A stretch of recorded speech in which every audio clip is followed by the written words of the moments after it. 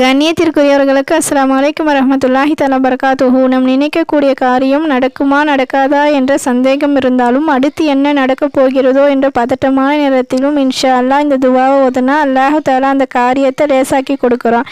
ஹஸ்ரத் அனஸ் ரலியல்லாஹு அன்ஹு அவர்கள் அறிவிக்கிறாங்க இந்த துவாவை. பிஸ்மில்லாஹிர் ரஹ்மானிர் ரஹீம். அல்லாஹும்ம லா சஹல இல்லா மா ஜஅல்தஹு சஹலா வ அன்த இன் ஷிக்த ஜஅல்தல் ஹஸ்ன சஹலா. யா அல்லாஹ், உன்னால் மட்டுமே இந்த காரியத்தை லேசாக்கி தர முடியும். இன்னும் உனது நாட்டத்தை கொண்டு என்னுடைய காரியத்தை லேசாக்கி தருவாயாக. மனிதர்களாகிய நம்முடைய மனதில் எவ்வளோ காரியங்கள் நிறைவேறணும்னு ஆசை இருக்கும்.